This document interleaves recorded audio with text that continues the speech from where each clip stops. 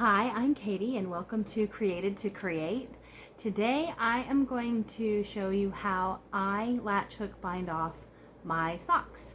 So the Dean Bean video has you working from the inside of your cylinder, and I find that really fidgety and kind of difficult. I don't like to do it that way.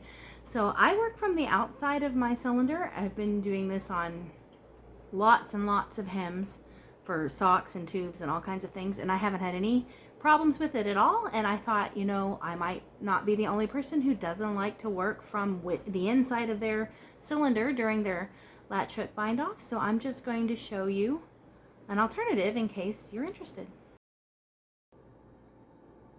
Alright, so as you can see, I've already started my latch hook bind off. Here is my main mark. I've already bound off, let's get my yarn out of the way here. I've already bound off 1, 2, 3, 4, 5, 6, 7, 8, 9, 10 needles. Nope, 9 needles, and I'm working on my 10th. So if I finish 9, my yarn would be right here. So I've already bound off 9 needles. 1, 2, 3, 6, 7, 8, 9. So at this point, what I'm going to do is I hold the yarn in my left hand. I bring the loop I've got on my hook behind the next needle. That's the 10th needle. I pull forward, and if you can see right here, there's 2 loops on this needle. Here's one here, and here's the second one. I pull forward, and I'm going to go into both of those loops from the right side, and then pull to the front. I'm going to slide those down past the latch hook, pull tight. Now I have 3 loops on my hook. I'm going to catch my new yarn. I'm going to pull through. Then I do a single. And there I've done the 10th needle. And I just moved my cylinder. This is not the best position for the handle to be for recording a video probably. So now I'm going to do the 11th needle. I bring the loop around the back, pull the needle forward. You can see both of my stitches on there. I'm going to go inside both of them and push my latch hook in front of the needle. I now have 3 loops of yarn on my hook. I pull it snug. I come through. I hook it again. One more time. Make sure I catch both of them. And you can see this way that I can work all the way around the outside of my needle or the outside of my cylinder, and I'm not having to reach over out of work needles or trying to see inside that cylinder. And I find this quite a bit easier than trying to do it the other direction.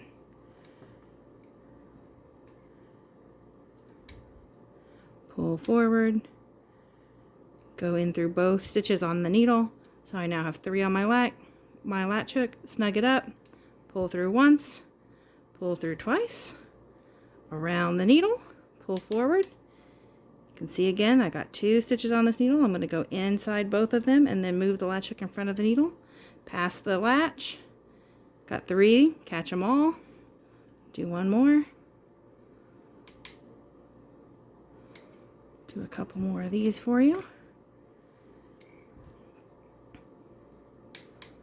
Not trying to flick anyone off, but sometimes in crafting you use whatever finger wants to be handy. Whoop. And you know, sometimes you drop the stitch like that. That's no big deal. I just pick it back up. I don't remember where I was at, so I'm just going to pull it off until I can tell what I was doing. Not really sure what I did there. Something is wrong, so I just back up until it looks right again. There we go. That one's right. Put my latch hook in. Now, this is one thing that Dean Bean's sock machines do not have that I kind of wish they did, and that is a break. So you can see my needles are all up and out of work, and there's nothing stopping my cylinder from moving freely. So if I pull on it, bump it, whatever, it moves. I would really love to see some kind of a break or a stopper where I could set it where it wouldn't move until I wanted it to. That would be really nice.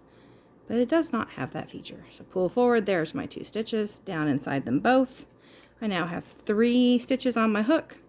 I pull through all 3, pull through a single, go around and behind, catch both of the stitches. Now I have 3 on my latch hook.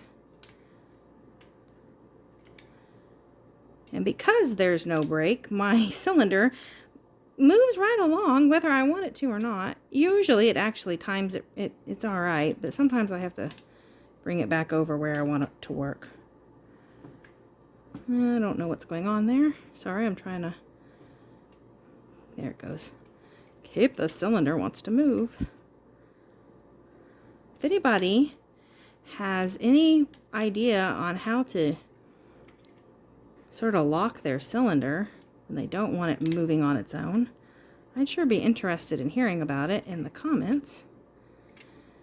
But this is the exact same latch hook bind off that Dean Bean does. I am just doing it from the outside of the cylinder instead of from the inside.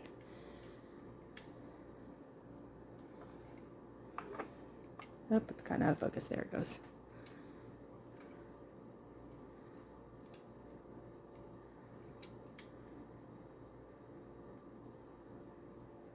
So I hope that that idea is useful. We're coming up on the halfway mark here. That blue mark right there is my halfway mark.